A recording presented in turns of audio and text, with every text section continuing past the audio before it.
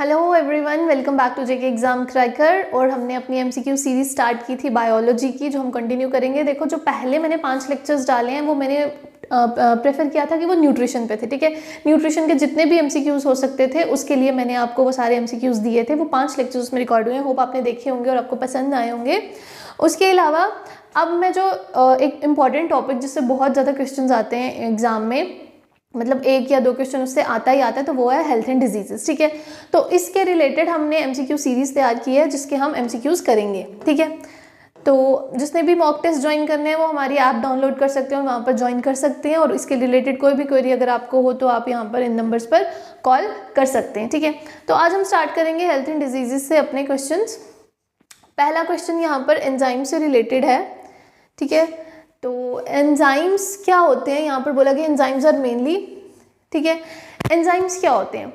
देखो, अगर आप लोगों को याद हो तो जब हम पुराने एमसीक्यूज कर रहे थे पिछले लेक्चर्स में, जब मैंने बायो के एमसीक्यूज कराए थे, तो मैंने एक वेन डायग्राम बनाई थी। ठीक है, जिसमें मैंने उस वेन डायग्राम में आपको बोला था कि सारे एंजाइम्स जो होते हैं वो क्या होते हैं, प्रोटीन्स होते हैं। लेकिन सारे प्रोटीन्स जो होते हैं वो एंजाइम्स नहीं होते हैं। तो एंजाइम्स क्या होते हैं? एंजाइम्स क्या होते हैं? वो ऐसे ऑर्गेनिक सब्सटेंसेस हमारी बॉडी प्रोड्यूस करती है, लिविंग ऑर्गेनिज्म प्रोड्यूस करती है, और उससे जितनी भी हमारी बॉडी में मेटाबॉलिक रिएक्शंस होती हैं उसको वो एनहांस करते हैं। ठीक है, किसका काम करते हैं? वो बायो कैटालिस्ट का काम करते हैं। तो एंजाइम्स क्या है? एंजाइम्स आर बेसिकली प्रोटीन्स, और सारे एंजाइम्स क्या होते हैं? प्रोटीन्स होते हैं। तो enzymes are mainly what? Enzymes are proteins. ठीक है, एंजाइम्स क्या है? प्रोटीन्स हैं, जिनको हम बायो कैटालिस्ट भी बोलते हैं। बायो कैटालिस्ट क्या होते हैं? जो रिएक्शन को एनहांस करते हैं। ठीक है, नेक्स्ट क्वेश्चन है, living organisms require at least 27 elements of which 15 are metals. ठीक है, बोला गया है कि लिविंग ऑर्गेनिजम्स को अप्रॉक्सीमेटली कितने 27 एलिमेंट्स चाहिए होते हैं। ठीक है, हमारी बॉडी में 27 एलिमेंट्स तो होने ही चाहिए। ठीक है, उसमें से जो 15 हैं वो क्या है? मेटल्स हैं। ठीक है, among these those required in major quantities include. अब इन 15 में से जो मेटल्स हैं जो हमारी बॉडी को चाहिए होते हैं लार्ज क्वांटिटी में, वो कौन से हैं? ठीक है, जो ज़्यादा क्वांटिटी में चाहिए होते हैं। 15 में से जो कुछ ऐसे हैं जो ज़्यादा क्वांटिटी में चाहिए होते हैं, वो कौन से हैं? बोला गया पोटाशियम, मैंगनीज, मॉलिब्डेनम या कैल्शियम। देखो, पोटाशियम तो हमारी बॉडी को चाहिए होता है, लेकिन मैंगनीज और मॉलिब्डेनम लार्जर क्वांटिटी में नहीं चाहिए होते, कि हमारी बॉडी को नहीं चाहिए, तो this can't be the option. Potassium, फिर यहाँ मॉलिब्डेनम आ गया, कॉपर आ गया, कॉपर भी नहीं चाहिए, तो ये भी रॉन्ग है। पोटाशियम, सोडियम, मैग्नीशियम और कैल्शियम। देखो, पोटाशियम, सोडियम, मैग्नीशियम और कैल्शियम ये ऐसे मेटल्स हैं जो हमारी बॉडी को लार्जर क्वांटिटी में चाहिए, मेजर क्वांटिटी में चाहिए। तो नेक्स्ट ऑप्शन है सोडियम, मैग्नीशियम, कॉपर आ गए, यहाँ पर मैंगनीज आ गए, ये भी नहीं चाहिए। तो कौन सा हमें चाहिए? हमारी बॉडी को जो मेटल्स हैं जो हमें लार्जर क्वांटिटी में चाहिए वो कौन से हैं? पोटाशियम, सोडियम, मैग्नीशियम और कैल्शियम। देखो, कैल्शियम और पोटाशियम कैल्शियम क्या करता है? हमारी बोन्स को स्ट्रॉन्ग बनाता है। सोडियम हमें पता है कि हमारे हार्ट रेट को इंक्रीज करने में हेल्प करता है, उसको ऑक्सीजन सप्लाई करने में हेल्प करता है। तो ये हमारी बॉडी में एक क्रूशियल रोल प्ले करते हैं हमारी बॉडी के डेवलपमेंट में। सो पोटाशियम, सोडियम, कैल्शियम और मैग्नीशियम जो है ये हमारी बॉडी में मेजर क्वांटिटी में चाहिए। और ये हैं क्या है? Actually these are metals. Next question है, match the list 1 with list 2 and select the correct answer using codes given below. अब आपने बताना है इसमें से कोड्स यूज करके कि कौन सा करेक्ट मैच है और कौन सा नहीं है। यहाँ पर सबसे पहले पूछा गया है इनमें से बताओ विटामिन कौन सा है। ठीक है, अगर अब यहाँ पर देखा जाए इन ऑप्शंस में, एक दिया है पेप्सिन, एक दिया है कैरोटीन, एक दिया है केराटिन, एक दिया है प्रोजेस्टेरॉन। ठीक है, अब यहाँ पर किसी विटामिन का पर्टिकुलरली नाम नहीं दिया है। ठीक है, नाम नहीं दिया, लेकिन हमें पता है कि जो एक कैरोटीन है ये एक पिगमेंट है। ठीक है, जो हमें किस में मिलता है, जिसका नाम एक्चुअली क्या होता है? Beta carotene. ठीक है, ये हमें विटामिन्स में ही मिलता है, तो हम इसको इसके साथ रिलेट करेंगे यहाँ पर, क्योंकि ऑप्शंस ही उस हिसाब के हैं। तो विटामिन हम बोलेंगे यहाँ पर कैरोटीन है। एंजाइम जो है हमें पता है कि जो पेप्सिन एंजाइम है, ये हमने लास्ट लेक्चर्स में पढ़ा था, मैंने आपको बताया था इसका फंक्शन क्या होता है, आप वहाँ पर देखेंगे। तो पेप्सिन जो है वो एंजाइम है, यस। हार्मोन जो है, इसमें से कौन सा हार्मोन है? हमारा प्रोजेस्टेरॉन जो है वो एक हार्मोन है जो हमारी बॉडी रिलीज करती है। उसके बाद केराटिन जो है ये प्रोटीन है जो हमारे नेल्स और इसको हेयर को स्ट्रेंथन करने में हेल्प करता है। ये हम पिछले लेक्चर में ये सब चीज़ें हम पढ़ चुके हैं। तो अब हमें इसको मैच करना है, तो हम कैसे करेंगे? तो ये this will be like vitamin क्या है? कैरोटीन है, यस। 2 ए का 2, ठीक है। एंजाइम जो है वो पेप्सिन है, यस। यहाँ पर भी ये वाला भी ऑप्शन हम कंसीडर कर सकते हैं 2-1। देखेंगे अब इन दोनों में से कौन सा ऑप्शन सही है। नेक्स्ट है हार्मोन। हार्मोन कौन सा है हमारा? प्रोजेस्टेरॉन। तो प्रोजेस्टेरॉन कौन सा है? ये 4, yes, it will be right. और नेक्स्ट है प्रोटीन। तो प्रोटीन कौन सा है हमारा? प्रोटीन इज आर केराटिन, ठीक है। तो यहाँ पर गलती से 4 दोबारा लिख दिया है, तो यहाँ पर क्या आएगा? 3, ठीक है। 2 1 4 3 ये हमारा क्या रहेगा? कोड रहेगा। क्यों? क्योंकि विटामिन हम यहाँ पर कैरोटीन को कंसीडर कर रहे हैं, एंजाइम जो है वो पेप्सिन है, हार्मोन जो है वो प्रोजेस्टेरॉन है, प्रोटीन जो है वो कौन सा है? केराटिन है। तो this will be the option. तो आंसर क्या रहेगा इसका? B part. यहाँ पर 4 लिखा था, इसको 3 कर लीजिएगा, तो 2 1 4 3 will be the right answer. Next question है ह्यूमन डाइट। देखो ये असर्शन और रीजन वाला क्वेश्चन है। यहाँ पूछा गया human diet should compulsorily contain glycine, सीरिन and tyrosine, ठीक है। ये असर्शन दिया है इन्होंने कि हमारी जो ह्यूमन बॉडी है उसमें क्या होना चाहिए? ग्लिसिन, सेरीन और ये टायोसिन का कंसंट्रेशन जो है ये कंपल्सरीली होना चाहिए। अगर ये नहीं हो तो हमारी डाइट कंप्लीट नहीं है। हम देखते हैं अभी सही है या गलत है। नेक्स्ट है essential amino acid can not be synthesised in human body. और जितने भी एसेंशियल अमाइनो एसिड्स हैं वो हमारी बॉडी सिंथेसाइज नहीं कर सकती है। अब देखो ह्यूमन बॉडी में ग्लाइसिन, सीरिन और ट्रायोसिन नहीं होना चाहिए। ह्यूमन बॉडी में क्या होना चाहिए? ह्यूमन बॉडी में न्यूट्रिएंट्स होने चाहिए। देखो कंपल्सरीली जब हम कोई डाइट लेते हैं उसमें क्या होना चाहिए? न्यूट्रिएंट रिच डाइट होनी चाहिए, ना कि ग्लाइसिन, सीरिन और ट्रायोसिन से होनी चाहिए। हमारी बॉडी के लिए क्या एसेंशियल है? न्यूट्रिएंट्स एसेंशियल है। न्यूट्रिएंट्स से हमें क्या मिलता है? हमारा प्रॉपर न्यूट्रिशन मिलता है, ठीक है। तो न्यूट्रिएंट्स कौन से थे हमारे? Carbohydrates, fats, proteins, vitamins, minerals, ये सारे हमारे क्या थे? एसेंशियल न्यूट्रिएंट्स थे। तो वो हमारी बॉडी के लिए कंपलसरी है, ना कि ग्लाइसिन, सीरिन और ट्राइसिन। तो ये स्टेटमेंट तो गलत हो गया, ठीक है। नेक्स्ट इसका रीजन ये दे रहे हैं कि essential amino acid can not be synthesised in human body. अब ये बिल्कुल करेक्ट है और ये मैंने लास्ट लेक्चर में भी बोला था कि कुछ 8 एसेंशियल अमाइनो एसिड्स थे जो हमारी बॉडी के लिए बहुत इंपॉर्टेंट होते हैं, और वो अमाइनो एसिड्स हमारी बॉडी खुद से सिंथेसाइज नहीं करती है। जो हम ये न्यूट्रिएंट रिच डाइट लेते हैं उससे हमारी बॉडी में वो अमाइनो एसिड्स आते हैं, ठीक है। तो हमारी बॉडी जो है वो अमाइनो एसिड्स को सिंथेसाइज नहीं करती है, बल्कि हम डाइट में उनको लेते हैं और फिर उसके बाद उसकी प्रोडक्शन होती है, ठीक है। तो both A and R are true. R is the correct explanation? No, क्योंकि ए तो है ही नहीं करेक्ट किसी भी केस में। Both A and R are true? No. A is true but R is false? No. A is false but R is true. तो correct option क्या होगा कि जो असर्शन है वो गलत है, लेकिन उसका जो रीजन दिया गया है वो सही है, ठीक है। एसेंशियल अमाइनो एसिड्स जो होते हैं वो हमारी बॉडी सिंथेसाइज नहीं करती है, हमें उन्हें इनटेक करना पड़ता है, ठीक है। तो डी जो है इसका सही आंसर है। अब आएगा नेक्स्ट क्वेश्चन, ठीक है। ये क्वेश्चन है विच one of the following set is correctly match. अब हमने देखना है कि इनमें से कौन सा करेक्टली मैच है। यहाँ पर कुछ डिजीजेस के नाम दिए गए हैं और हमें बताया गया है कि बताओ कि ये बैक्टीरियल डिजीज है, वायरल डिजीज है, हेरिडिटरी डिजीज है या सेक्स लिंक डिजीज है, ठीक है। यही हमें पूछा गया है। तो पहले हमें बताया है कि डिप्थेरिया, ठीक है, डिप्थेरिया के लिए बोला है, और निमोनिया, लेप्रोजी। देखो डिप्थेरिया, निमोनिया ये हमें पता है कि बैक्टीरिया के थ्रू जो है ये हमारी बॉडी में आती हैं। तो जो डिप्थेरिया कॉज करता है वो बैक्टीरिया जो होता है उसका नाम होता है कॉरिन बैक्टीरियम डिप्थेरियाe। ये मैं आगे जब ये क्वेश्चंस आएंगे उसमें मैं आपको डिटेल में बताऊंगी, लेकिन स्टिल हम यहाँ पर देखते हैं कि क्या डिप्थेरिया, निमोनिया और लेप्रोजी जो ये हेरिडिटरी डिजीज है, क्या एक जनरेशन से दूसरे जनरेशन में ट्रांसफर हो सकती है? नहीं। तो ये मैच करेक्टली नहीं है। एड्स, सिफिलिस, गनोरिया ये क्या बैक्टीरियल डिजीजेज हैं? नो, ये वायरल डिजीजेज हैं, ठीक है। तो ये एड्स, सिफिलिस, गोनोरिया ये हमारी बैक्टीरियल डिजीज नहीं है, तो ये भी करेक्टली मैच नहीं है। Next is the colour blindness, haemophilia और सिकल सेल एनीमिया, क्या ये सेक्स लिंक डिजीजेज हैं? यस। क्रोमोसोम X और Y का इस पे इफेक्ट रहता है, जिसकी वजह से ये एक जनरेशन से दूसरी जनरेशन में ट्रांसफर होती हैं। रिसेसिव जीन जो होते हैं वो कभी डोमिनेंट हो जाते हैं किसी जनरेशन में, तो ये सेक्स लिंक डिजीज है। यस, कलर ब्लाइंडनेस, हीमोफीलिया और सिकल सेल एनीमिया जो है ये सेक्स लिंक डिजीज है। Polio, Japanese encephalitis and plague, ठीक है। पोलियो, जापानीज बी इंसेफेलाइटिस और प्लेग। देखो पोलियो जो है ये वायरल डिजीज है, ये भी वायरल डिजीज है, लेकिन प्लेग जो है ये बैक्टीरिया के थ्रू होता है, तो इसके कारण ये वाला ऑप्शन भी हमारा सही नहीं रहेगा। तो जो ऑप्शन हमारा सही रहेगा वो कौन सा रहेगा? हम इसको ऑप्शंस देख लेते हैं। ओनली 2, ओनली 3, 1 and 4 या नन ऑफ दीज। देखो अब यहाँ पर मेरी बात सुनो, जो ये सिकल सेल एनीमिया भी इसमें दिया था ना, ये भी सेक्स लिंक डिजीज नहीं है, ठीक है, ये भी सेक्स लिंक डिजीज नहीं है। ये दो तो थी लेकिन सिकल सेल एनीमिया जो है वो नहीं है, तो इसका आंसर आएगा नन ऑफ दीज, ठीक है, क्योंकि एक ना एक ऑप्शन इनमें ऐसा हमें कोई दे दिया हुआ है जो इस डिजीज के रिलेटेड नहीं है, तो जिसकी वजह से हम किसी को भी करेक्ट आंसर नहीं मान सकते। Clear?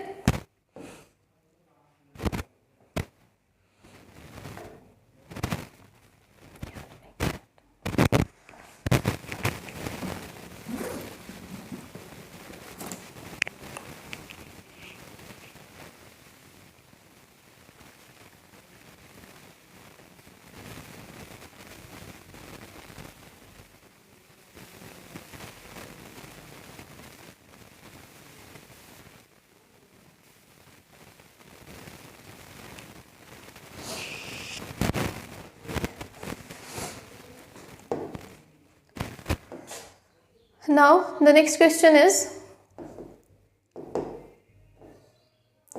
which one of the following antimicrobial drug is suitable for treatment of both tuberculosis और लेप्रोजी? देखो लेप्रोजी और ट्यूबरक्लोसिस के लिए कौन सा ऐसा एंटीमाइक्रोबियल ड्रग जो है उनकी ट्रीटमेंट के लिए यूज होता है, ठीक है।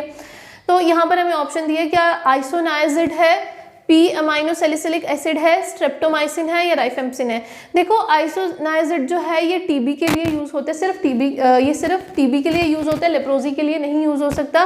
पी अमाइनो सैलिसिलिक एसिड जो है ये भी सिर्फ टीबी के लिए यूज होता है, लेप्रोजी के लिए नहीं। स्ट्रेप्टोमाइसिन भी वैसे ही होता है, लेकिन जो हमें यहाँ पर क्वेश्चन में पूछा गया है कि जो दोनों के लिए यूज होता है, टीबी के लिए भी और लेप्रोजी के लिए भी, एक ही ऐसा एंटीमाइक्रोबियल ड्रग है जो हम यूज करते हैं, तो वो कौन सा है? राइफेम्पिसिन, ठीक है। राइफेम्पिसिन जो है वो हम टीबी और लेप्रोजी दोनों को ट्रीट करने के लिए यूज करते हैं। बाकी जो 3 ऑप्शन दिए उनमें से हम किसी एक को ट्रीट कर सकते हैं, ना कि दोनों को, लेकिन राइफेम्पिसिन ऐसा ड्रग है जिससे हम दोनों को ट्रीट कर सकते हैं।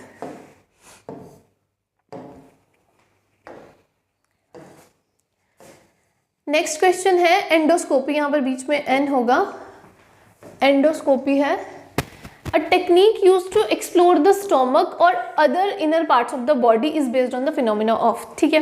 देखो एंडोस्कोपी आपको पता है एक टेस्ट होता है जिससे हमारे इंटरनल ऑर्गन्स जो होते हैं, जो हॉलो कैविटीज़ होती है, उनमें अगर इन केस कोई प्रॉब्लम हो जाए तो उनको रिजॉल्व करने के लिए जो इंस्ट्रूमेंट हम यूज़ करते हैं उसको बोलते हैं एंडोस्कोप, ठीक है।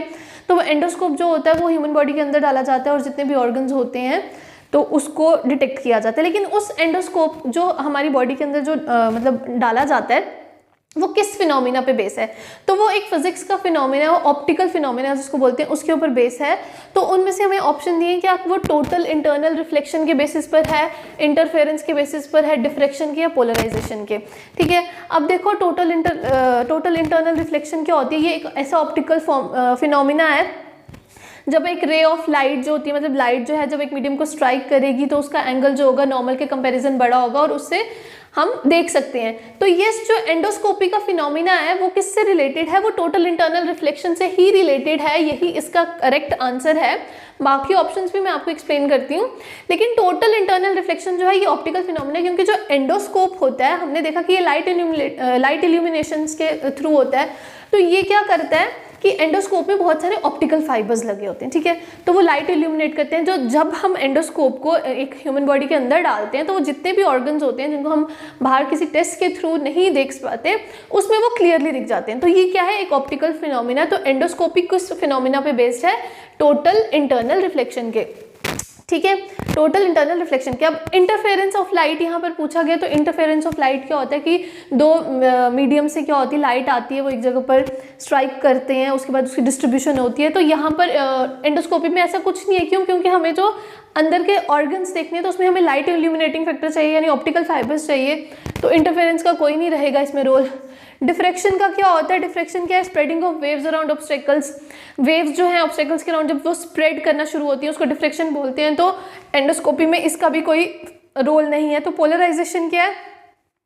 इस प्रोसेस में क्या होता है, जो लाइट होती है वो एक सिंगल प्लेन पर वाइब्रेट करना स्टार्ट करती है, तो इसमें इसका भी कोई रोल नहीं है, क्योंकि हमें क्या एंडोस्कोपी के थ्रू हम क्या करते हैं, इंटरनल पार्ट्स देखते हैं स्टमक के या और भी इनर पार्ट्स हमारी बॉडी, हॉलो कैविटीज जो होती है हमारी बॉडी की, उनको देखते हैं तो वो किस प्रोसेस पर बेस करते हैं, कौन सा फिनोमिना होता है, वो टोटल इंटरनल रिफ्लेक्शन। ठीक है, तो कभी भी कोई पूछेगी कि एंडोस्कोपी जो है वो किसके बेसिस पर है, उसके कौन सा फिनोमिना उसके साथ रिलेटेड है फिजिक्स का, तो वो optical phenomena of total internal reflection is related to endoscopy. अब नेक्स्ट क्वेश्चन यहाँ पर पूछा गया है, where is the national institute of nutrition located. जो नेशनल इंस्टीट्यूट है न्यूट्रिशन का वो कहाँ पर लोकेटेड है, तो ये ज़्यादा इसमें कुछ डिटेल्स है नहीं है। तो जो नेशनल इंस्टीट्यूट है वो हैदराबाद में लोकेटेड है, पर्टिकुलरली इन तेलंगाना। ठीक है, तो ये यहाँ पर लोकेटेड है।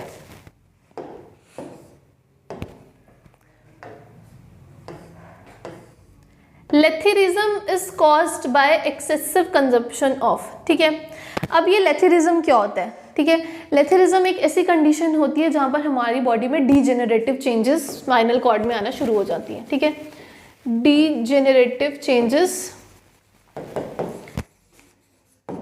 Start in spinal cord. हमारी स्पाइनल कॉर्ड में ये सब चीजें स्टार्ट हो जाती हैं, मतलब डीजेनरेटिव चेंजेस। अब यू मस्ट बी वंडरिंग कि ये डीजेनरेटिव चेंजेस क्या है। डीजेनरेटिव चेंजेस ऐसी होती है कि हमारी बॉडी के जो सेल्स और टिश्यूज हैं वो क्या होते हैं, स्टार्ट हो जाते हैं कि उनकी डिटोरेशन, ज़्यादा अमाउंट में उनकी डिटोरेशन होना स्टार्ट हो जाती है। तो लेथेरिज्म एक ऐसी कंडीशन है जहाँ पर हमारे टिश्यूज और ऑर्गन्स जो हैं वो स्पाइनल कॉर्ड के डिटोरेट होना स्टार्ट हो जाते हैं। तो यहाँ पर पूछा गया है कि जो ये कंडीशन है लेथेरिज्म, ये किसकी ज़्यादा कंजम्पशन अगर हम करें तो उसकी वजह से हो सकता है। तो लेथेरिज्म जो है ये किसके साथ रिलेटेड है, इट इज़ रिलेटेड टू खेसरी दाल। अगर हम ये वाली दाल का कंजम्पशन अपनी डाइट में ज़्यादा रखेंगे, ज़्यादा क्वांटिटी में रखेंगे, तो हमें क्या हो सकता है, लेथेरिज्म। ठीक है, उससे क्या हो सकता है हमें lathyrism. Mustard oil, polished rice, mushrooms, इनसे ये चीज़ रिलेटेड नहीं है, तो इससे नहीं होगा, लेकिन किससे होगा, खेसरी दाल से होगा।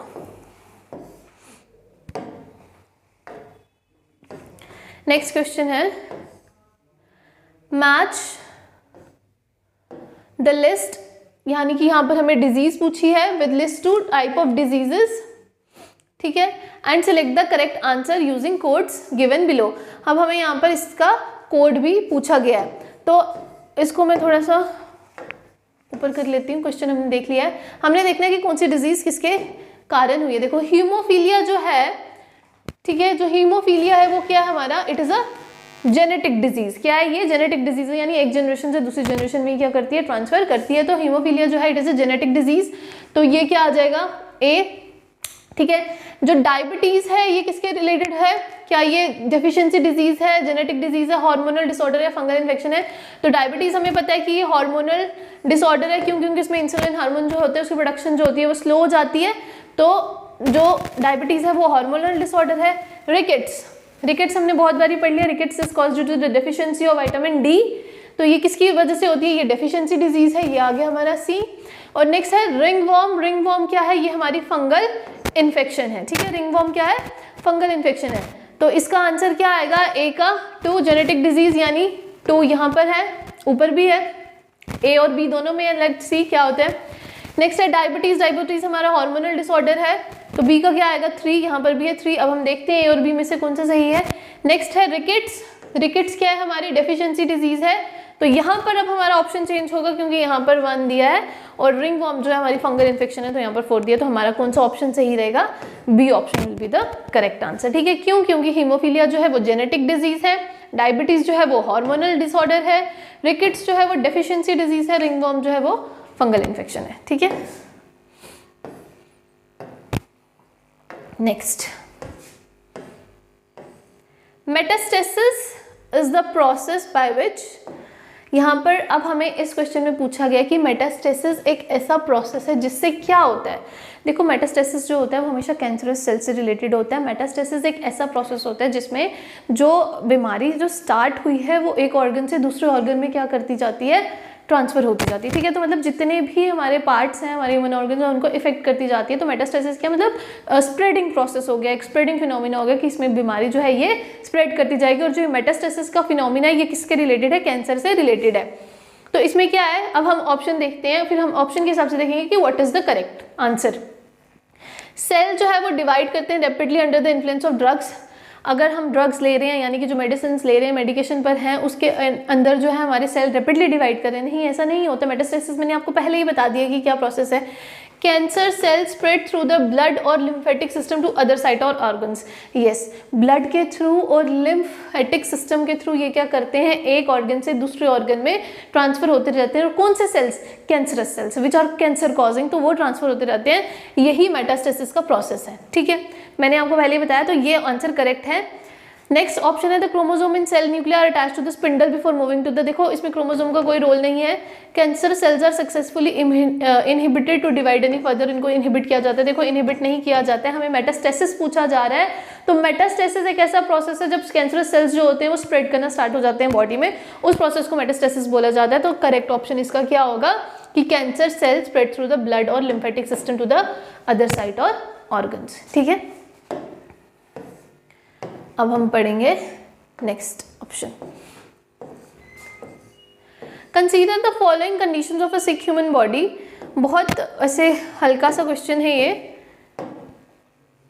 ठीक है, इसमें पूछा गया है सिक ह्यूमन बॉडी की फॉलोइंग कंडीशंस आपको बतानी है कि अगर एक बंदा बीमार है, एक इंसान बीमार है, तो उसमें क्या प्रॉब्लम्स है। उसके लिम्फ नोड स्वोलन होंगे तो हम उसको बोल सकते हैं कि वो बीमार है, हाँ हम बोल सकते हैं। स्वेटिंग एट नाइट, अगर एक इंसान को रात को बहुत पसीना आता है तो वो क्या मतलब हम बोल सकते हैं कि ये इसकी तबीयत ठीक नहीं है, that is why he is getting lot and lot of sweat during night.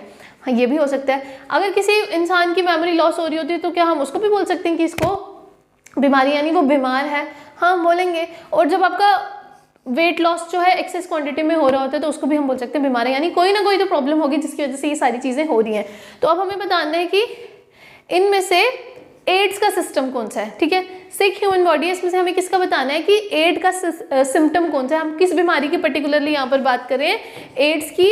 और एड्स की डेफिनेशन क्या होती है, एक्वायर्ड इम्यूनो डेफिशिएंसी सिंड्रोम। ठीक है, और इसको कॉज कौन करता है, it is caused by the virus which is known as HIV, human immuno virus. इसको कॉज करता है किसको, एड्स को। ठीक है, तो हम किसकी बात कर रहे हैं, हमें बताना है कि इन चारों में से कौन सा जो ऑप्शन है वो सही है, कि सिम्टम्स कौन से होते हैं एड्स के इन सब में से। तो कौन से होते हैं, ये चारों के चारों जो हैं ये सिम्टम्स किसके हैं, एड्स के सिम्टम्स हैं। तो इसमें करेक्ट ऑप्शन क्या आ जाएगा, 1, 2, 3 एंड 4। क्यों, क्योंकि ये जो जितने भी हमने ऑप्शंस पढ़े कि आपकी लिम्फ नोड्स स्वोलन हो जाती हैं, रात को स्वेटिंग होती है, मेमोरी लॉस हो जाती है और वेट पे गिरना शुरू हो जाता है, ये सारे किसके सिम्टम्स हैं, these all are the symptoms of AIDS. So correct option will be the D part.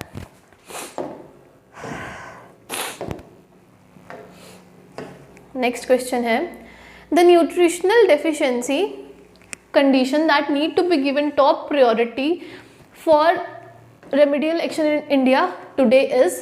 ठीक है, यहाँ पर इन्होंने बोला गया कि ऐसी न्यूट्रिशनल डेफिशिएंसी जिसको टॉप प्रायोरिटी दी जानी चाहिए इंडिया में, ठीक है अभी तक दी नहीं है लेकिन दी जानी चाहिए, वो इनमें से कौन सी है।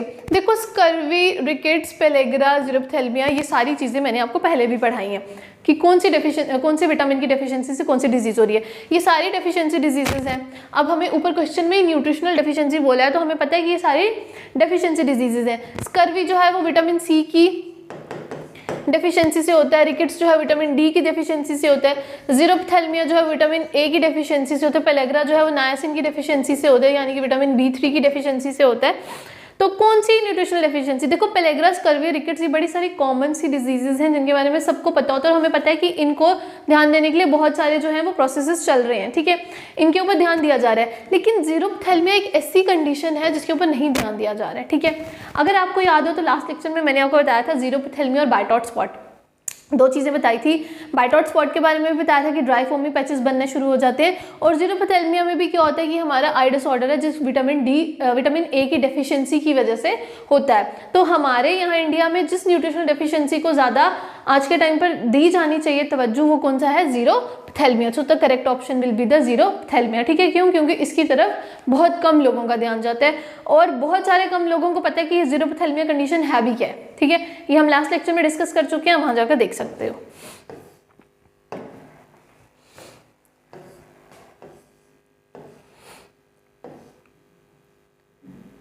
नेक्स्ट क्वेश्चन है,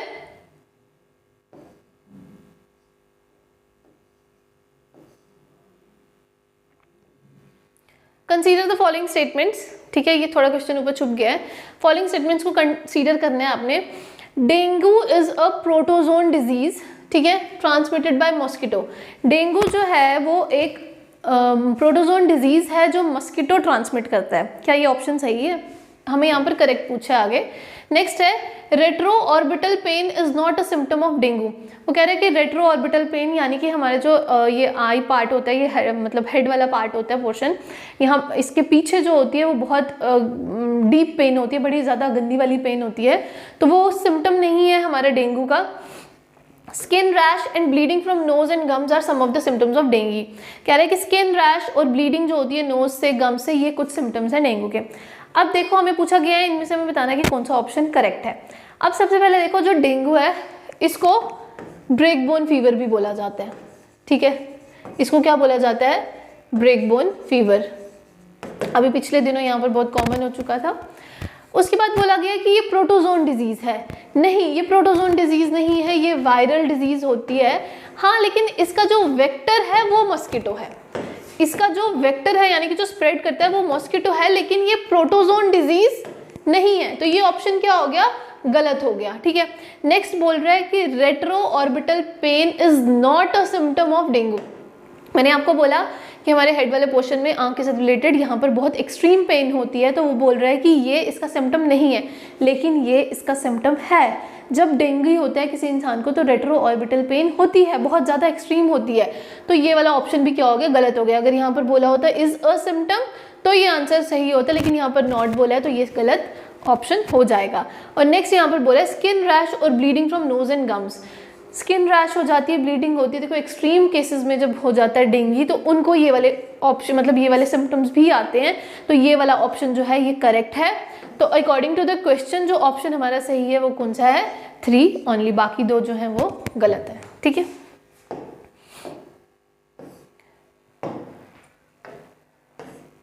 नेक्स्ट क्वेश्चन है, Which of the following diseases of milching animals are infectious?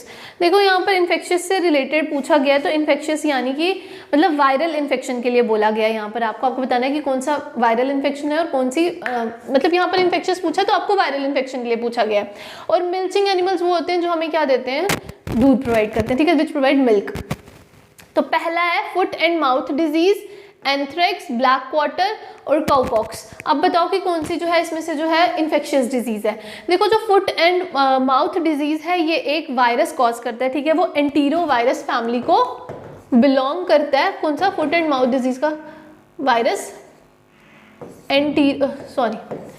Antero virus family को ये वायरस बिलोंग करता है फुट एंड माउथ का, जिसका नाम है कॉक्सेकी वायरस A16। कॉक्सेकी virus A16। ठीक है, तो ये वायरल इन्फेक्शन है। नेक्स्ट हमें पूछा गया है एंथ्रेक्स। एंथ्रेक्स जो डिजीज है ये कौन कॉज करता है? It is caused bye a bacteria. ठीक है, जिसका नाम है बेसिलस एंथ्रेसिस। ठीक है, ये ग्राम पॉजिटिव बैक्टीरिया है, तो बैक्टीरियल इन्फेक्शन है ये। ठीक है, नेक्स्ट हमें पूछा है ब्लैक क्वार्टर। तो ब्लैक क्वार्टर जो है ये क्लॉस्ट्रीडियम चोवाई, ये भी बैक्टीरियल डिजीज है।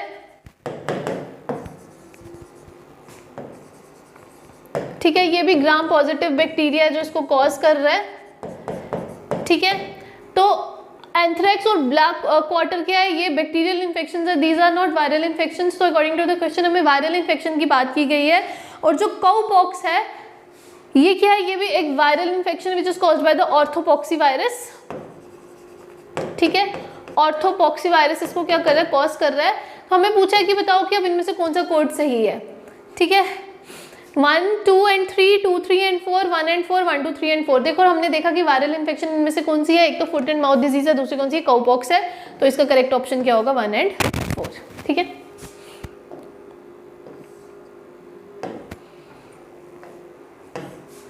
नेक्स्ट क्वेश्चन है match the list 1 with list 2 and select the correct answer using codes given below. अब हमें लिस्ट देखनी है और हमें देखना है कि कौन सा सही ऑप्शन है और कौन सा गलत ऑप्शन है, ठीक है। अब सबसे पहले बोला गया कि मलेरिया क्या इफेक्ट करता है। मलेरिया बोन मैरो को इफेक्ट करता है, ब्रेन को इफेक्ट करता है, मसल को करता है, लिम्फ नोड्स को करता है, ब्लड सेल्स को करता है। देखो हमें पता है मलेरिया में क्या होता है, ब्लड सेल्स बनना कम हो जाते हैं, तो मलेरिया यूजुअली हमारे किसको इफेक्ट करता है, वो हमारे ब्लड सेल्स को इफेक्ट करता है। तो ठीक है, हम यहाँ लिख देते हैं ए। उसके बाद फिलेरिया है, फिलेरिया जो होती है वो क्यूलेक्स मॉस्किटो, उसका जो होता है वेक्टर होता है उसके थ्रू, क्यूलेक्स मॉस्किटो, ठीक है। क्यूलेक्स मॉस्किटो जो है वो वेक्टर है किसका, फिलेरिया का, जो फिलेरिया को स्प्रेड करता है। और यूजुअली इसमें क्या होता है, हमारे लिम्फ नोड्स इफेक्ट होते हैं, ठीक है। लिम्फ नोड्स क्या होते हैं, बीन शेप स्ट्रक्चर्स होते हैं, हमारी बॉडी में प्रेजेंट होते हैं, हमारे इम्यून सिस्टम को स्ट्रॉन्ग करने में हेल्प करते हैं। तो लिम्फ नोड्स जो होते हैं वो किस में इफेक्टेड होते हैं, अगर आपको फिलेरिया हो जाए तो उसमें हमारे लिम्फ नोड्स इफेक्ट हो जाते हैं। नेक्स्ट है encephalitis. Encephalitis is the term related to the brain. तो एंसेफेलाइटिस में क्या होगा, हमारा ब्रेन इफेक्ट होता है। और ल्यूकेमिया जो होता है, it is an another name for blood cancer. तो ल्यूकेमिया में हमारा क्या इफेक्ट होता है, बोन मैरो इफेक्ट होता है। तो अब हम देखते हैं कौन सा ऑप्शन सही है। मलेरिया से हमारे ब्लड सेल्स होते हैं, तो ये ए, बी और डी में हमें दिख रहा है कि 5 है। नाउ लेट्स सी कौन सा होता है। उसके बाद फिलेरिया से हमारे लिम्फ नोड होते हैं, तो 4, बी का 4, यहाँ पर भी 4 है, यहाँ पर भी 4 है। अब हम देखते हैं बी और डी में कौन सा है। एंसेफेलाइटिस का क्या है, brain is on second number, तो ये 2 है, तो ये ऑप्शन सही होगा। और ल्यूकेमिया जो है वो बोन मैरो को इफेक्ट करता है, तो option B will be the correct option, ठीक है। नेक्स्ट है अर्गोटिज्म, ठीक है। अब यहाँ पर पूछा गया है कि अर्गोटिज्म क्या होता है। अर्गोटिज्म एक ऐसा कंडीशन है जहाँ पर पॉइजन हमारी बॉडी में बनना स्टार्ट हो जाता है, ठीक है। क्या होता है, पॉइजन बनना हमारी बॉडी में स्टार्ट हो जाता है। और वो पॉइजन कैसे बनता है, जब हम कुछ पर्टिकुलरली एक टाइप का फूड ले रहे होते हैं, मतलब अगर वो फूड खराब हो, लेकिन वो कौन से टाइप का फूड है जो खराब हो, तो हमारी बॉडी में पॉइजन प्रोडक्शन स्टार्ट हो जाती है बाय ईटिंग फूड। तो उस कंडीशन को क्या बोलते हैं, that condition is known as ergotism, ठीक है। तो contaminated grains, rotten vegetables, contaminated water या safe cooked food. Cooked food तो हो नहीं सकता, वाटर से भी नहीं है, वेजिटेबल्स और ग्रेन्स। देखो अर्गोटिज्म जो कंडीशन है, जब ग्रेन्स हम कंटामिनेटेड लेते हैं, जो मतलब खराब हो चुके हैं, अगर उसकी कंजप्शन हमारी बॉडी में हो जाए तो हमारी बॉडी में पॉइजन प्रोडक्शन स्टार्ट हो जाती है, यानी जिसको अर्गोटिज्म बोलते हैं। तो कंटामिनेटेड ग्रेन्स जो है उसकी वजह से क्या होता है, हमारी बॉडी में अर्गोटिज्म होता है, ठीक है, यानी पॉइजन बनना स्टार्ट हो जाता है। कंसीडर द फॉलोइंग स्टेटमेंट्स, ठीक है। मेनिंगोकोकल मेनिंगाइटिस, ठीक है, ये एक डिजीज है, is transmitted from one person to person by mosquito like. जैसे मस्कीटो एक डिजीज को दूसरी डिजीज तक स्प्रेड करता है, ये उसी के थ्रू होती है मेनिंगोकोकल मेनिंगाइटिस। हम देखते हैं vomiting and neck pain are 2 of the symptoms of meningococcal meningitis. Vomiting और नेक पेन जो है ये सिम्टम्स हैं। अब हमें बोला है कि which of statement given above are correct. अब बताओ इनमें से कौन सी स्टेटमेंट जो है वो करेक्ट है। देखो सबसे पहले तो ऐसी बात है कि जो ये मेनिंगोकोकल मेनिंगाइटिस है, ये क्या करता है, हमारे स्पाइनल कॉर्ड और ब्रेन को इफेक्ट करता है, ठीक है। तो ये क्या है, ये इसको बैक्टीरिया कॉज करता है जिसका नाम है नाइसीरिया मेनिंगाइटिस, ठीक है। ये हमारे ब्रेन और स्पाइनल कॉर्ड को क्या करता है, इफेक्ट करता है। तो ये जो है ये मस्कीटो की तरह ये एक पर्सन से दूसरे पर्सन में ट्रांसफर नहीं होती, because this is caused by bacteria. तो ये ऑप्शन जो है वो गलत हो जाएगा। और वॉमिटिंग और नेक पेन जो है इसके 2 सिम्टम्स हैं, तो ये ऑप्शन सही है, ये इसके सिम्टम्स हैं। अगर किसी को मेनिंगोकोकल मेनिंगाइटिस हो गया हो तो वॉमिटिंग और नेक पेन जो है उसके कॉमन सिम्टम्स हैं। तो इसके अलावा इस स्टेटमेंट के अकॉर्डिंगली जो हमारा आंसर करेक्ट आएगा वो आएगा 2 ओनली, क्योंकि यहाँ पर हमें करेक्ट स्टेटमेंट के लिए पूछा है। तो सेकेंड स्टेटमेंट जो है वो करेक्ट है, तो वो आंसर सही आएगा। नेक्स्ट क्वेश्चन है अब, which of the following lead to malnutrition. देखो इसमें आप लोग कंफ्यूज हो गए। अब हम इस क्वेश्चन को देखते हैं कि इसमें कैसे जो है माल न्यूट्रिशन को कंडीशंस लीड करती हैं। Over nutrition, under nutrition, imbalance nutrition. अब कोड के थ्रू आपने क्या करना है, सही स्टेटमेंट बतानी है। देखो अंडर न्यूट्रिशन और इम्बैलेंस न्यूट्रिशन तो हमें पता है कि मॉल न्यूट्रिशन कॉज करते हैं, यानी इंसान की बॉडी में माल न्यूट्रिशन की कमी हो जाती है। लेकिन ओवर न्यूट्रिशन जो है ना, ये भी एक फॉर्म है माल न्यूट्रिशन की, ठीक है। ये कैसे एक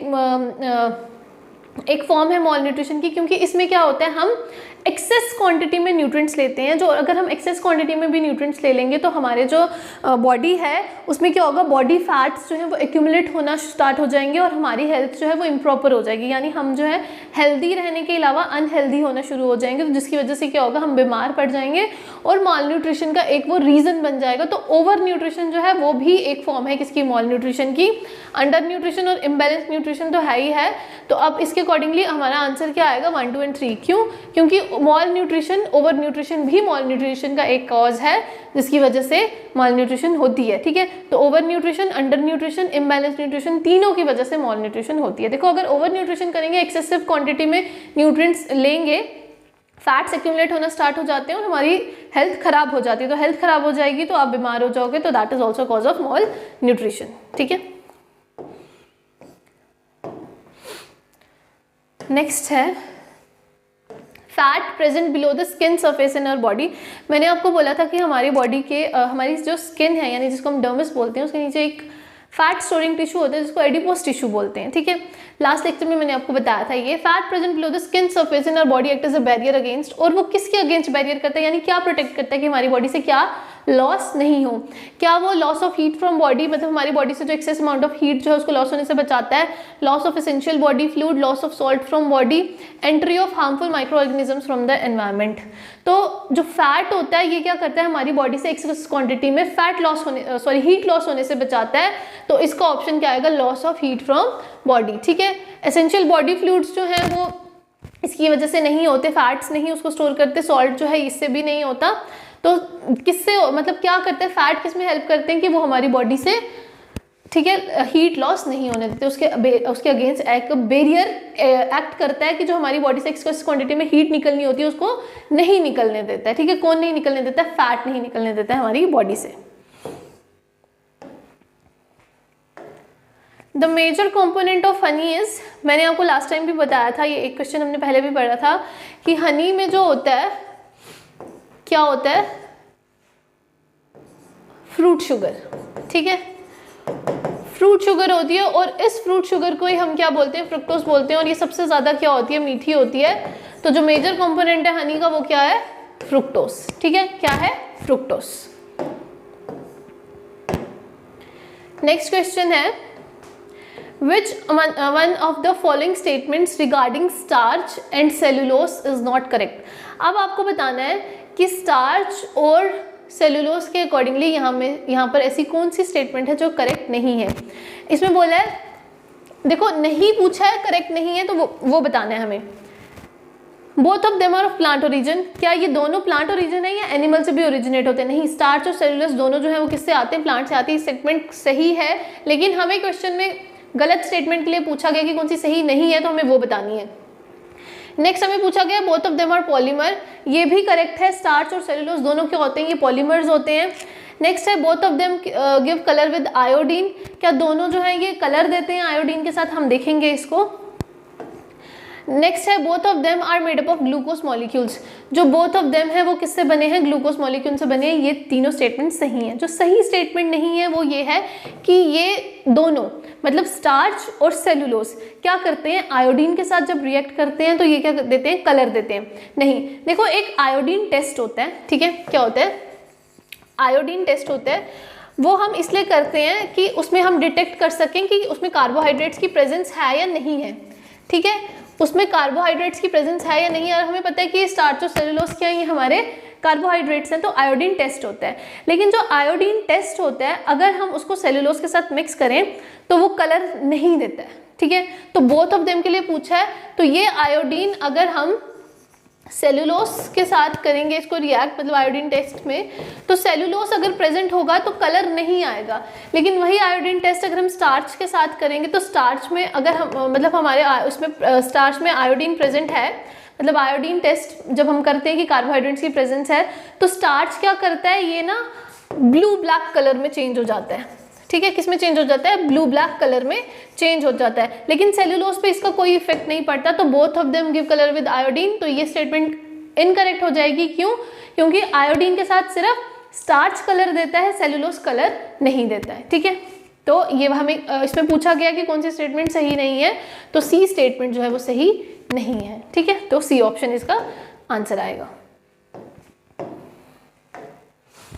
नेक्स्ट क्वेश्चन है, consumption of fish is considered to be healthy compared to the flesh of other animals because fish contain, कहते हैं कि हम फिश को कंजर्व करते हैं, मतलब ज़्यादा क्वांटिटी में अगर हम फिश को कंज्यूम करते हैं तो हम कहते हैं कि हमारे लिए हेल्दी है अगर हम इसको बाकी फ्लैश से कंपेयर करें, यानी अगर हम इसको चिकन या मटन किसी से भी कंपेयर करें उसके कंपैरेटिवली जो फिश है ये हमारे लिए हेल्दी है। क्यों हेल्दी है?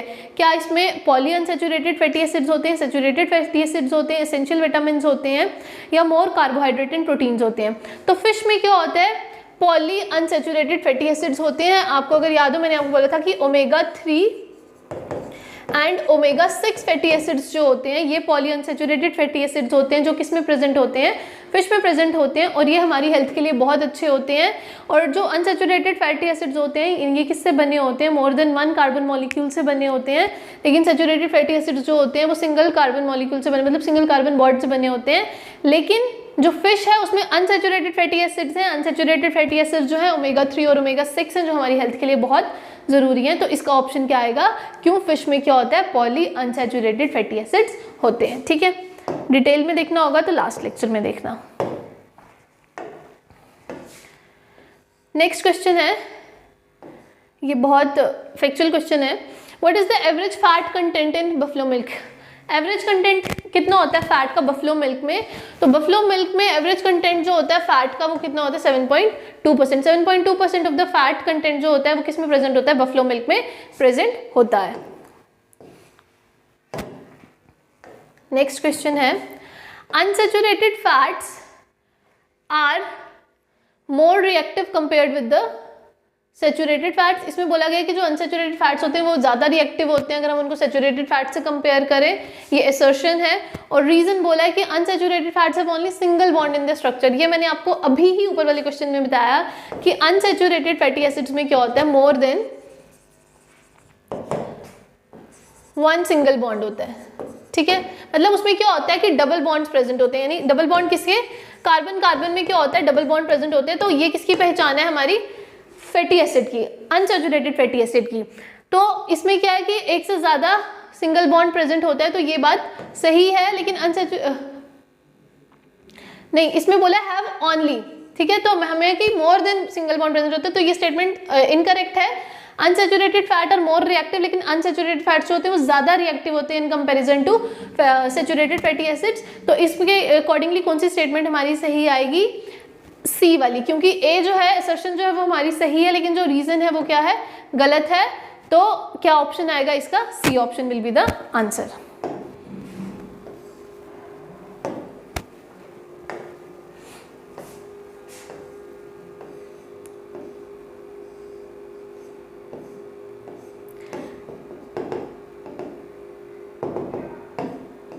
ठीक है, नेक्स्ट क्वेश्चन है, which of the following statements is not correct. हमें पूछा है कि इनमें से आपको बताना है कौन सी स्टेटमेंट सही नहीं है। पहली ऑप्शन है, इन्होंने बोला है milk contains none of the B vitamin. कह रहा है कि मिल्क में कोई भी विटामिन बी का कॉम्प्लेक्स नहीं होते ना, विटामिन बी 1, 2, 3, 5, 7, 9, 12 कोई भी नहीं होता। क्या ये बात सही है? Let's see. विटामिन ए जिसका नाम रेटिनोल है, deficiency leads to dry and scaly skin, इसकी वजह से ड्राई और स्केली स्किन हो जाती है। One of the symptom of scurvy is pen in the joints. Scurvy का सिम्टम ये है कि हमारे जॉइंट्स में पेन स्टार्ट हो जाती है। और नेक्स्ट है vitamin B1, thiamine deficiency can lead to heart failure. और थायमिन की डेफिशिएंसी क्या होता है, हार्ट फेलियर होता है। यस, इससे होता है, विटामिन B1 की डेफिशिएंसी जो होती है उससे बेरी बेरी डिजीज भी होती है और हार्ट फेलियर, कंजेशंस भी, इंडाइजेशन की प्रॉब्लम्स भी होती हैं, हार्ट फेलियर भी होता है। ये ऑप्शन सही है, लेकिन हमें गलत के लिए पूछा है। वन ऑफ द सिम्टम जो स्कर्वी का वो पेन होती है जॉइंट्स में, ये भी बिल्कुल सही है। स्कर्वी क्या है, विटामिन सी की डेफिशिएंसी से जो डिजीज होती है। विटामिन ए की डेफिशिएंसी क्या होती है, ड्राई और स्केली स्किन हो जाती है, इससे हमारी नाइट ब्लाइंडनेस की प्रॉब्लम भी होती है। ठीक है, और इन्होंने पूछा है कि मिल्क में कोई भी विटामिन बी नहीं होता, तो ये सही नहीं है। अगर आपको याद हो तो मैंने लास्ट वीडियोस में कोई एक वीडियो में आपको विटामिन B12 का रिच सोर्स पूछा था। ठीक है, और उसका ऑप्शन मैंने आपको बोला था कि आप खुद से घर से करोगे, आप उसको कमेंट सेक्शन में मुझे ऑप्शन दोगे। तो उसमें मैंने आपको बोला था कि जो विटामिन B12 का रिच सोर्स है तो वो मिल्क है। तो अगर विटामिन B12 में मिल्क है तो ये ऑप्शन क्या होगा, हमारा गलत हो जाएगा। क्यों? क्योंकि मिल्क में भी विटामिन बी प्रेजेंट होता है। ठीक है, तो ए ऑप्शन जो है वो सही आएगा अकॉर्डिंग टू द क्वेश्चन। क्यों, इन्होंने नॉट करेक्ट स्टेटमेंट पूछी है, तो जो सही स्टेटमेंट करेक्ट नहीं है यहाँ पर वो ए ही है, ठीक है। तो ए विल बी द आंसर। अब है next question, beside protein and carbohydrate, देखो ये जो न्यूट्रिएंट्स हैं हमारे, प्रोटीन और कार्बोहाइड्रेट के अलावा other element of nutritional value found in milk include, protein और कार्बोहाइड्रेट्स के अलावा कौन सी ऐसी न्यूट्रिशनल वैल्यू है जिसकी हमारे मिल्क में मिलते हैं? कैल्शियम, पोटाशियम और आयरन मिलता है, पोटाशियम और आयरन मिलता है, कैल्शियम और पोटाशियम मिलता है, कैल्शियम और आयरन मिलता है। तो हमारे को मिल्क में प्रोटीन्स और कार्बोहाइड्रेट्स के अलावा क्या मिलता है? कैल्शियम और पोटाशियम मिलता है। आयरन हमें मिल्क में नहीं मिलता है, ठीक है।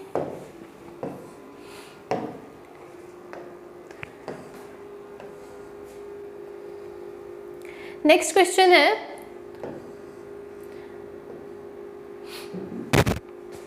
Consider the following statements. पहला बोला है कि non functioning of lacrimal gland is an important symptom of deficiency of vitamin A. देखो विटामिन ए जो है, जिसका नाम रेटिनोल है, जो मैंने आपको बोला था कि किसके साथ रिलेटेड है, ब्लाइंडनेस से रिलेटेड है। और ये लेक्रिमल ग्लैंड जो है, लेक्रिमल ग्लैंड क्या होता है, ये क्या करता है, ये ग्लैंड क्या करता है, टीयर्स को सिक्रीट करता है, ठीक है, यानी टीयर्स प्रोड्यूस करता है, ठीक है। तो अगर हमारी बॉडी में लेक्रिमल ग्लैंड काम नहीं कर रहा है तो इसका क्या मतलब है, हमारी बॉडी में विटामिन ए की कमी है? यस है, तो ये तो सही है। नेक्स्ट है, deficiency of vitamin B1 can lead to indigestion and heart enlargement. ये अभी ही मैंने आपको पीछे बताया कि विटामिन B1 की डेफिशिएंसी अगर हमारी बॉडी में हो तो उससे क्या होता है, हार्ट एनलार्जमेंट और इंडाइजेशन की प्रॉब्लम होगी। यस, ठीक है। विटामिन B1 का नाम क्या है? थायामीन। थायामीन की डेफिशिएंसी से होता है। नेक्स्ट है, vitamin C deficiency can lead to pain in the muscles. Vitamin C की अगर डेफिशिएंसी हो जाए, यानी एस्कॉर्बिक एसिड की डेफिशिएंसी हो जाए, तो हमारे को मसल्स में पेन होना स्टार्ट हो जाएगी। यस, ये भी सही है। Deficiency of vitamin D causes increase loss of calcium in urine. और अगर विटामिन डी की डेफिशिएंसी हो जाए तो हमारी बॉडी से एक्सेस क्वांटिटी में यूरिन के थ्रू कैल्शियम जो है वो पास होना स्टार्ट हो जाएगा। तो ये भी एक करेक्ट आंसर है। तो अब हमें पूछे कि इनके अकॉर्डिंगली कौन से स्टेटमेंट्स करेक्ट हैं, तो ये चारों के चारों स्टेटमेंट्स जो है ये करेक्ट हैं। तो इसका ऑप्शन होगा डी पार्ट 1, 2, 3 एंड 4, ठीक है।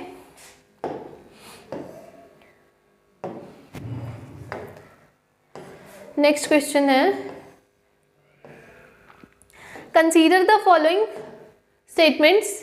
Elisa test is employed as the first and most basic test for an individual to detect cancer, ठीक है। अब यहाँ पर बोला गया कि एलिसा टेस्ट जो है वो ऐसा टेस्ट है जो पहला और बेसिक टेस्ट है जिससे हम क्या डिटेक्ट कर सकते हैं, कैंसर डिटेक्ट कर सकते हैं। तो सबसे पहले मैं आपको बताऊं, एलिसा टेस्ट जो है ये एड्स को डिटेक्ट करने के लिए किया जाता है, ठीक है। तो एलिसा क्या है, इसकी फुल फॉर्म है एंजाइम लिंक्ड इम्यूनो सॉर्बेंट एसे, ठीक है। तो ये क्या, ये वाला टेस्ट किसके लिए होता है? इट इज़ फॉर HIV यानी एड्स के लिए। HIV और एड्स की फुल फॉर्म मैंने आपको पहले बताई, तो ये पहली स्टेटमेंट जो है ये गलत होगी, ठीक है। उसके बाद नेक्स्ट बोल रहा है, almost 50% of human beings have RH positive blood while the remaining have RH negative blood. अब ये RH क्या है, देखो ब्लड में हमारे क्या होता है, इसको बोला जाता है रेसिस फैक्टर, ठीक है। ये रेसिस क्या है, ये हमारे RBCs पे एक प्रोटीन प्रेजेंट होता है, ठीक है। जिस इंसान के पास उसके RBCs में वो प्रोटीन होगा उसको बोला जाएगा RH पॉजिटिव, और जिसके पास नहीं होगा उसको बोलेंगे RH नेगेटिव, ठीक है। तो ये बोल रहा है कि 50% ऑफ ह्यूमन बींग्स में RH पॉजिटिव होता है, नहीं होता, मतलब पॉजिटिव ब्लड ग्रुप और नेगेटिव ब्लड ग्रुप। तो ऐसा नहीं है कि 50%, मैक्सिमम जो प्रोपोर्शन है पॉपुलेशन की उसमें पॉजिटिव होता है, नेगेटिव जो होता है वो बहुत रेयर केसेस में होता है, तो 50% नहीं है। तो अब हमें पूछा गया अकॉर्डिंग टू द क्वेश्चन कौन सी स्टेटमेंट सही है, तो दोनों में से कोई भी स्टेटमेंट सही नहीं है। तो आंसर क्या रहेगा, नीदर 1 और 2, ठीक है। नेक्स्ट क्वेश्चन है, कंसीडर द फॉलोइंग स्टेटमेंट्स। अब स्टेटमेंट्स देखते हैं क्या दी हैं। पहली स्टेटमेंट है, caffeine is a constituent of,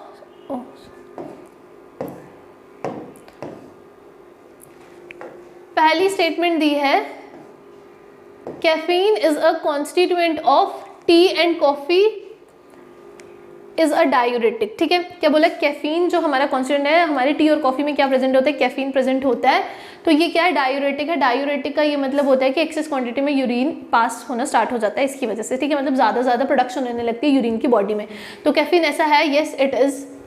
next पूछा गया है, citric acid is used in soft drinks. क्या सिट्रिक एसिड जो है हम सॉफ्ट ड्रिंक में यूज करते हैं? यस, सिट्रिक एसिड जो है वो हम सॉफ्ट ड्रिंक्स में यूज करते हैं, ये भी स्टेटमेंट सही है। नेक्स्ट स्टेटमेंट इसमें पूछी गई है, ascorbic acid is essential for formation of bones and teeth. तो एस्कॉर्बिक एसिड जो है यानी कि जो विटामिन सी है वो हमारे बोन्स और टीथ की फॉर्मेशन के लिए नेसेसरी है, तो ये भी है, ये भी सही स्टेटमेंट है। अब नेक्स्ट स्टेटमेंट देखते हैं क्या है, जो सिट्रिक एसिड है is good substitution of ascorbic acid in are nutrition. तो यहाँ पर बोला गया कि जो सिट्रिक एसिड है वो गुड सब्सटीट्यूट है किसका, एस्कॉर्बिक एसिड का। देखो सिट्रिक एसिड जो है वो एस्कॉर्बिक एसिड का सब्सटीट्यूट नहीं हो सकता। सिट्रिक एसिड को हम as a flavouring agent use करते हैं, ठीक है, अपने सॉफ्ट ड्रिंक्स में या किसी भी चीज़ में फ्लेवर ऐड करने के लिए हम उसको यूज़ करते हैं, लेकिन वो एस्कॉर्बिक एसिड का सब्सटीट्यूट नहीं है, तो ये ऑप्शन क्या होगा, गलत होगा। तो अब हमें पूछा गया कि कौन सा स्टेटमेंट जो है ऊपर से सही है, तो 1, 2 and 3 only is the right statement, but 4th one is not the correct statement. क्यों? क्योंकि सिट्रिक एसिड जो है वो सब्सटीट्यूट नहीं है एस्कॉर्बिक एसिड का। नेक्स्ट क्वेश्चन, ठीक है, अब नेक्स्ट क्वेश्चन यहाँ पर आपको पूछा गया है, match the following with select answers using codes given below. ठीक है, मेडिसिनल प्रोडक्ट बताया है एक और दूसरा आपको बोला है कि उसका सोर्स क्या है। देखो क्यूनिन जो है ये एक ऐसा ड्रग है जो हम किसके लिए यूज़ करते हैं, it is use to treat malaria. जो क्यूनिन किसके लिए हम ट्रीट करते हैं, मतलब किस लिए हम यूज़ करते हैं, मलेरिया को ट्रीट करने के लिए यूज़ करते हैं। जो किसने कॉज किया होता है, प्लाज्मोडियम फेल्सीपेरम। ठीक है, ये मलेरिया के केस में मैं आपको बताऊंगी कि कौन से कॉजेटिव एजेंट्स जो होते हैं, कौन से प्लाज्मोडियम इसको स्प्रेड करता है, वो मैं आपको नेक्स्ट में बताऊंगी। लेकिन अभी फिलहाल हमें यहाँ पर पूछा गया कि क्यूनिन हमें कहाँ से ऑब्टेन होता है, तो क्यूनिन हम कहाँ से करते हैं, सिंचोना ट्री जो होती है उसकी बार्क से हम क्या ऑब्टेन करते हैं, क्यूनिन ऑब्टेन करते हैं। ठीक है, नेक्स्ट है मॉर्फिन। मॉर्फिन जो होता है वो हम किस लिए यूज़ करते हैं, अपनी पेन्स को जो है उनको रिलीफ लेने के लिए, जॉइंट में जो पेन्स होती है उनको ट्रीट करने के लिए हम मॉर्फिन यूज़ करते हैं। मॉर्फिन जो होता है वो एक रेजिन ओपियम होता है, it is a part of Poppy plants. तो पॉपी प्लांट में एक रेजिन होता है जिसको बोला जाता है ओपियम, वहाँ से हम ऑब्टेन करते हैं। तो मॉर्फिन हम कहाँ से ऑब्टेन करते हैं, पॉपी प्लांट से करते हैं। ठीक है, तो पेंसिलिन क्या है, पेंसिलिन जो है ये हमें फंगस से ऑब्टेन होती है। ठीक है, तो ये एंटीबायोटिक जो पेंसिलिन है ये कहाँ से हम लेते हैं, फंगस से लेते हैं, तो इसका क्या आ जाएगा, ये फंगस से आती है। और टेट्रासाइक्लिन जो है ये बैक्टीरिया है, एक्टिनोमाइसीट्स इनको बोलते हैं, जो सॉइल बैक्टीरिया में प्रेजेंट होते हैं, तो ये क्या है, एक बैक्टीरियम है। तो अकॉर्डिंग टू द ऑप्शन, तो कौन सा सही आंसर रहेगा, 3। ठीक है, 3 यहाँ पर भी है। मॉर्फिन से क्या होता है, पॉपी प्लांट, तो 1, तो C option will be the correct option. Penicillin जो है वो फंगस है और टेट्रासाइक्लिन जो है वो बैक्टीरियम है, तो कौन सा ऑप्शन सही रहेगा हमारा, C option will be the right answer. Next question, अब यहाँ पर डिजीज और कौन से बॉडी पार्ट को इफेक्ट करती है हमें ये बताना है।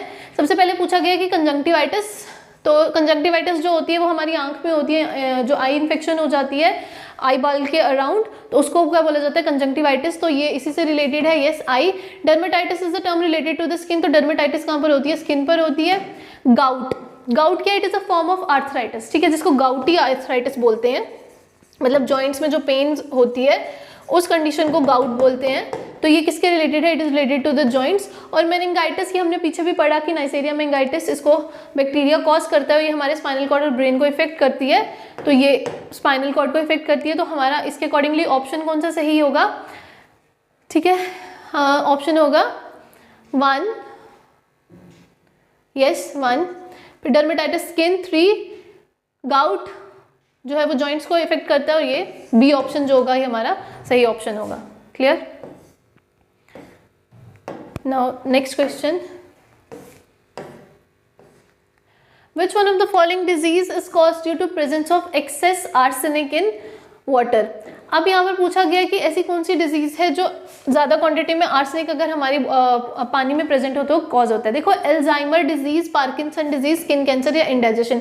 एल्जाइमर डिजीज जो होती है जब हमारे ब्रेन में एबनॉर्मल प्रोटीन्स की प्रोडक्शन स्टार्ट हो जाती है तो उस डिजीज को एल्जाइमर बोलते हैं, ठीक है। तो पार्किंसन डिजीज जो है वो किससे होती है, हमारी बॉडी में नर्व सेल्स जो होते हैं वो डिस्ट्रॉय हो जाते हैं। हमारी बॉडी का एक पार्ट होता है जिसका नाम होता है सबस्टेंशिया नाइग्रा, ठीक है, सबस्टेंशिया नाइग्रा होता है। उस पार्ट में नर्व सेल्स जो होते हैं ब्रेन के डिस्ट्रॉय होना स्टार्ट हो जाते हैं और वो नर्व सेल्स जो होते हैं हमारी बॉडी का एक इंपॉर्टेंट हार्मोन रिलीज करते हैं जिसका नाम डोपामीन होता है। तो उसमें उसकी भी प्रोडक्शन जो होती है वो कम हो जाती है और ये डोपामीन जो होता है हमारे बॉडी के फंक्शंस को कंट्रोल करता है। तो ये भी नहीं है। तो हमारी बॉडी में हमें एक्सेस आर्सेनिक के लिए पूछा गया है तो स्किन कैंसर होता है। अगर हमारी पानी में एक्सेस क्वांटिटी होगी आर्सेनिक की प्रेजेंट तो उससे हमें क्या होगा, स्किन कैंसर, ठीक है। अब नेक्स्ट क्वेश्चन है, who discovered the polio vaccine. तो पोलियो वैक्सीन जो है वो किसने डिस्कवर किया, it was discovered by Johns Salk, ठीक है। किसने डिस्कवर किया, it was discovered by Johns Salk. तो आज के लिए इतना काफ़ी है। Now will meet on to the next lecture. Till then take care, bye bye.